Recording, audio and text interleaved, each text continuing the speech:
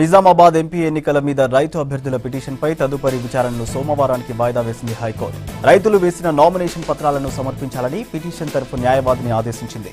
Nomination పత్రాలు చూసిన తర్వాతే కేసును పరిశీలిస్తామని తెలిపింది. సకాలంలో నామినేషన్ పత్రాలు అందలేదని పిటిషన్ తరఫు న్యాయవాది కోర్టుకు తెలిపారు. నిజామాబాద్ ఎంపీ ఎన్నికలు వాయిదా వేయాలంటూ 16 మంది రైతులు వేసిన పిటిషన్పై న్యాయవాది రచనారెడ్డి వాదనలు వినిపించారు.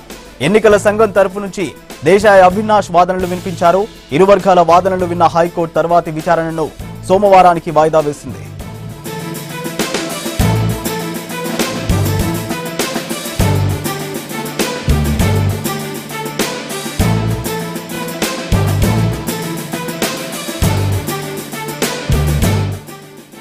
నిజామాబాద్ ఎంపీ ఎన్నికల మీద రైతు అభ్యర్థుల పిటిషన్పై తదుపరి విచారణను సోమవారానికి వాయిదా వేసింది హైకోర్టు. రైతులు వేసిన నామినేషన్ పత్రాలను సమర్పించాలని పిటిషన్ తరఫు న్యాయవాదిని ఆదేశించింది. నామినేషన్ పత్రాలు చూసిన తర్వాతే కేసును పరిశీలిస్తామని తెలిపింది.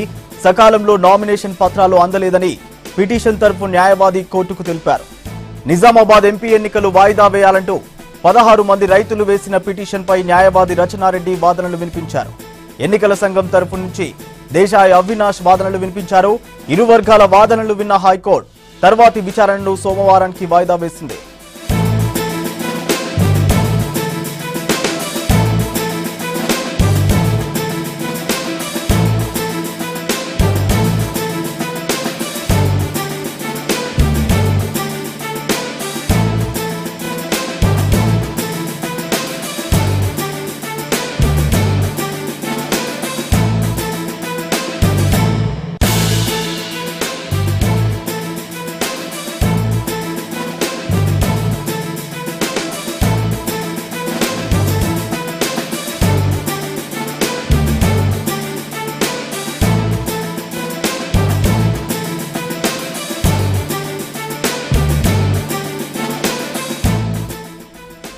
నిజామాబాద్ ఎంపీ ఎన్నికల మీద రైతు అభ్యర్థుల పిటిషన్పై తదుపరి విచారణను సోమవారానికి వాయిదా వేసింది హైకోర్టు. రైతులు వేసిన నామినేషన్ పత్రాలను సమర్పించాలని పిటిషన్ తరఫు న్యాయవాదిని ఆదేశించింది. నామినేషన్ పత్రాలు చూసిన తర్వాతే కేసును పరిశీలిస్తామని తెలిపింది. సకాలంలో నామినేషన్ పత్రాలు అందలేదని పిటిషన్ తరఫు న్యాయవాది కోర్టుకు తెలిపారు. నిజామాబాద్ ఎంపీ ఎన్నికలు వాయిదా వేయాలంటూ 16 మంది రైతులు వేసిన పిటిషన్పై న్యాయవాది రచనారెడ్డి వాదనలు వినిపించారు. ఎన్నికల సంఘం తరఫు నుంచి దేశాయ్ అవినాష్ వాదనలు వినిపించారు. ఇరు వర్గాల వాదనలు విన్న హైకోర్టు తర్వాతి విచారణను సోమవారానికి వాయిదా వేసింది.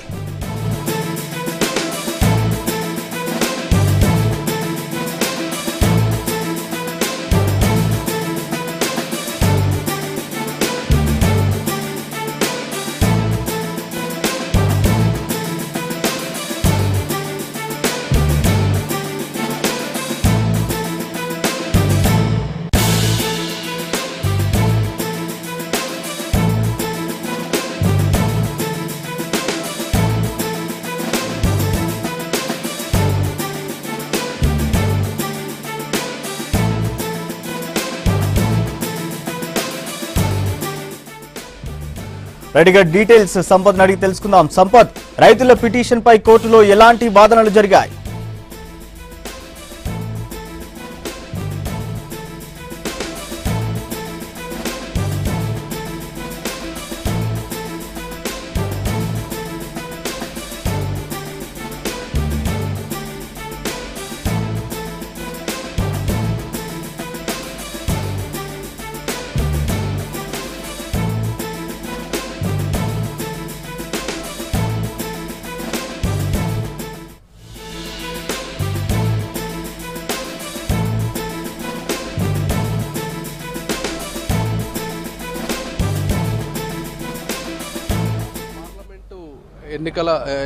ఎన్నికల దాంట్లో మొత్తం కూడా నామినేషన్లు మూకుమ్మడిగా రైతులు ఇప్పటికే 178 మంది రైతులు నామినేషన్లు దాఖలు చేశారు. మొత్తం 185 నామినేషన్లు దాఖలైతే అందరూ 178 మంది రైతులు మూకుమ్మడిగా నామినేషన్ దాఖలు చేశారు. దాంట్లో మెయిన్గా జాతీయ స్థాయిలో, రాష్ట్ర స్థాయిలో పసుపు అట్లాగే ఎర్రజొన్న రైతులు తమ నిరసన వ్యక్తం చేయడంలో భాగంగా పిటిషన్లు దాఖలు చేశారు. అయితే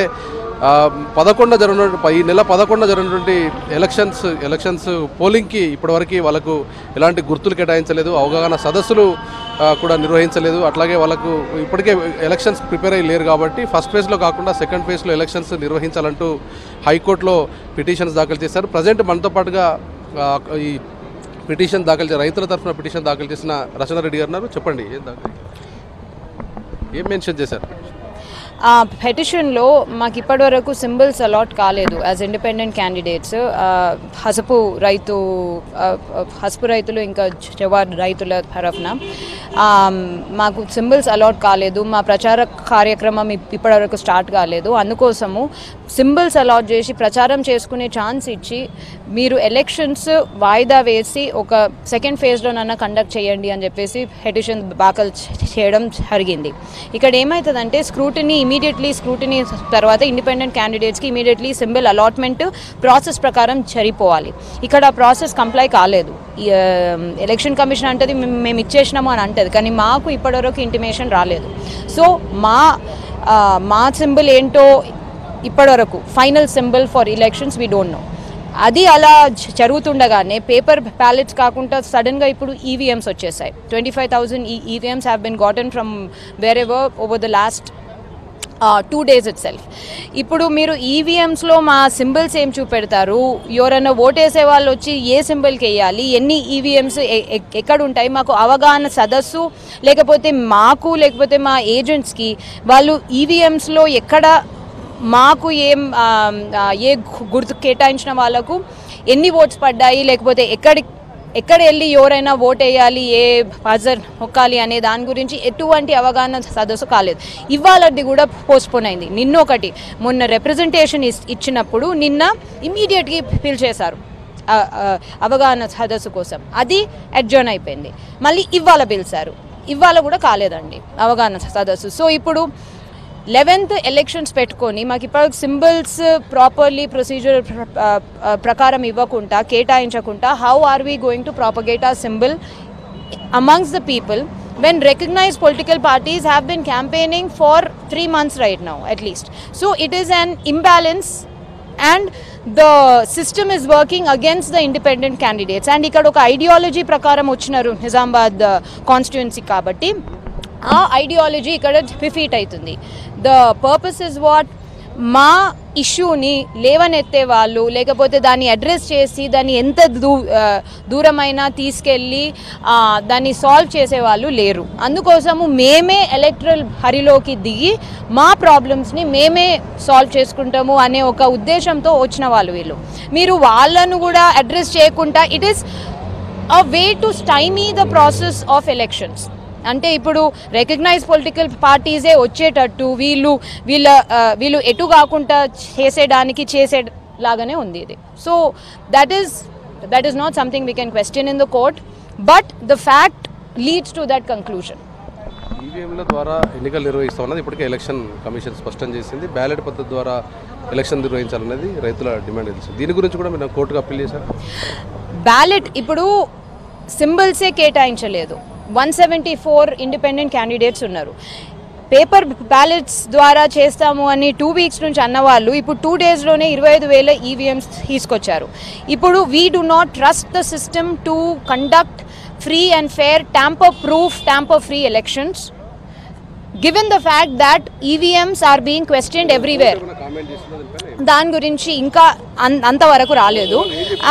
కోర్టు ఓవరాల్ మొత్తం పిటిషన్ని చదివి దాని దృష్టిలోకి తీసుకొని court has stated that me election nomination పత్రాలు మేము చూడాలి. అంటే మేము కోర్టుకి కూడా చెప్పాము, ఇట్లా నామినేషన్ దాఖలు చేసినాక స్క్రూటినీ, రిజెక్షన్, విత్డ్రాల్స్ తర్వాత వీళ్ళు ఫైనల్ క్యాండిడేట్స్, ఆ ఫైనల్ క్యాండిడేట్ నోటీస్ రిసీట్ మేము ఇంక్లూడ్ చేశామని. కానీ అయినా కానీ కోర్టు వాళ్ళ నామినేషన్ పత్రాలు కూడా పరిశీలించిన తర్వాతనే will take up for the process అని అన్నది.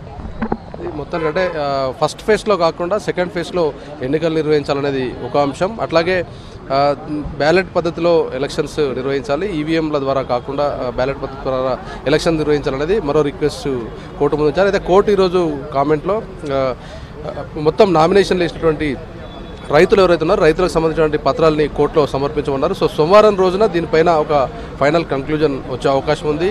ఒకవేళ నిజంగానే సెకండ్ ఫేజ్లో ఎన్నికలు నిర్వహించేందుకు కోర్టు ఓకే చెప్తుందా, లేదంటే ఫస్ట్ ఫేజ్లోనే యాజ్ ఇట్ ఈస్గా ఎలక్షన్స్ నిర్వహించాలని చెప్తుందా, అట్లాగే ఎలక్షన్ కమిషన్ ఎలాంటి కౌంటర్ దాఖలు చేయబోతుందన్నది చూడాల్సి ఉంది. Over to you.